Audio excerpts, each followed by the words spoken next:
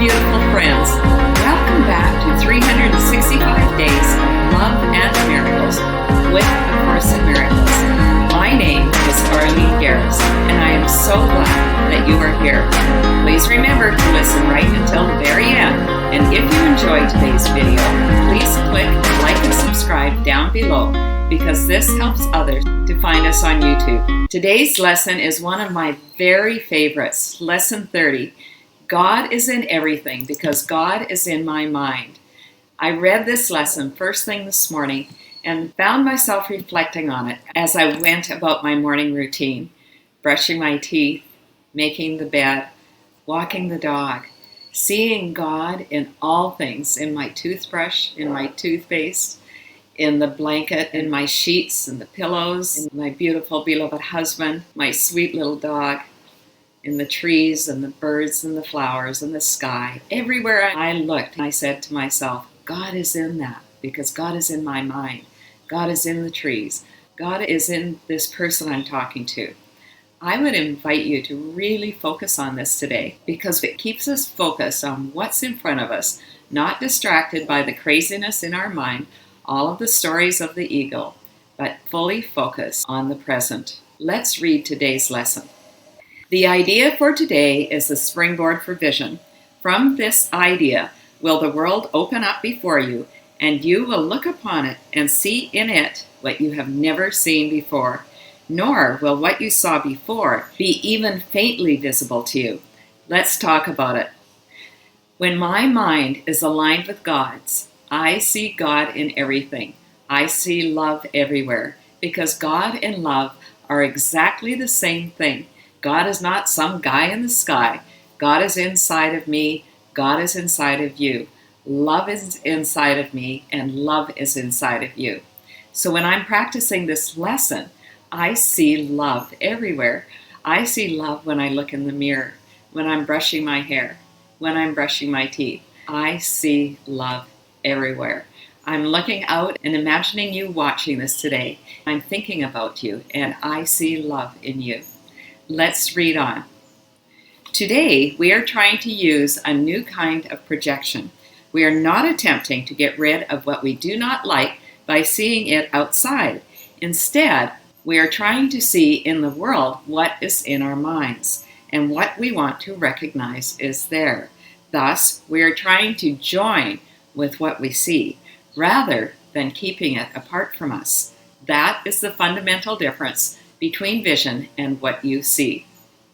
The first paragraph said that this lesson is a springboard for vision. Vision is true seeing through the eyes of God.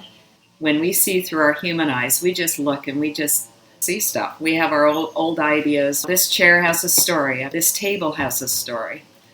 This body has a story. I project my stories onto things when I'm seeing through the eyes of the ego. When I'm seeing through God's eyes, when I have true vision, I see love. This is the kind of projection that we want to be engaging in.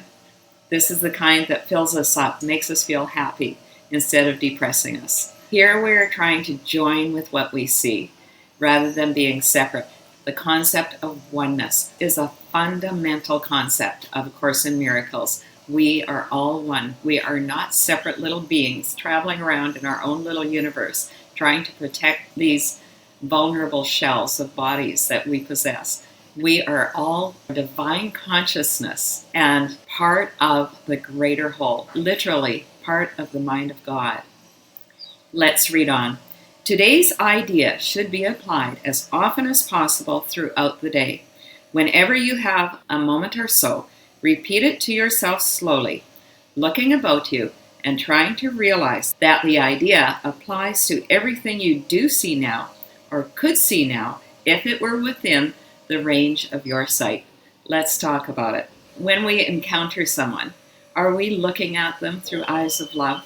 Or are we saying to ourselves, oh dear, here comes so-and-so. Oh my God. He goes on and on with all his old BS stories and just brings the doomsday report of the world. We have a choice. When we are seeing God is in so-and-so because God is in my mind, we can literally project love onto this person we can see that their negativity is really a cry for love. All of us just want to be loved. And when we freely give that to another person, we receive so much more back in return. We are asked to remember to repeat this idea over and over and over again to ourselves throughout the day. Let's look at the next paragraph. Real vision is not limited to concepts such as near and far. To help you begin to get used to this idea, try to think of things beyond your present range as well as those you can actually see as you apply today's idea. This is asking us to also think of people, places, and things, and to apply the idea to them as well. For example, I have my beloved son who is very far away from me right now, and I can choose to see God in him. The more I see it, the more love I have for him. I can choose to see only goodness and light in every single person, near and far, every single place, near and far, every single situation, near and far. This is such a healing exercise. I cannot encourage it strongly enough. Let's read the last paragraph. Real vision is not only unlimited by space and distance, but it does not depend on the body's eyes at all.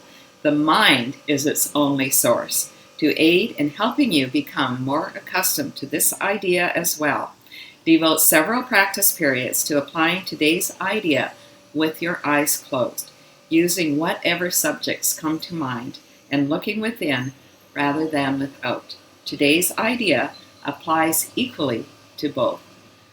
In other words, whatever is in my mind will be seen by me in the world. The course is about us taking responsibility for our thinking. I want to think with the mind of God. I want to have true vision. I want to see everyone and everything through God's eyes. This is completely unlimited. I don't even have to know you to send you true love. You don't even have to know me to send me true love. Let's do that for each other. I'm beaming out love to the entire world. We can have so much fun with this. God is in everything I see because God is in my mind. Our practice periods for today: first thing in the morning, as soon as we wake up, and last thing, just before going to sleep. I would encourage you to either read this lesson or listen to it and to commit yourself to practicing it as much as possible today. Write it down on an index card, write it on the notes in your phone, set the timer on your phone to ding on the hour just to remind yourself of today's idea and thus to practice it as much as possible in between. Thanks so much for staying right until the very end. God is in everything I see. God is in this video because God is in my mind. I hope you enjoy it.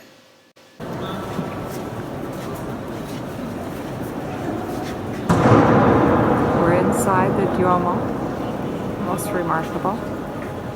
Here we have a group of Buddhists, I think, touring the church. This is an absolutely gorgeous, amazing.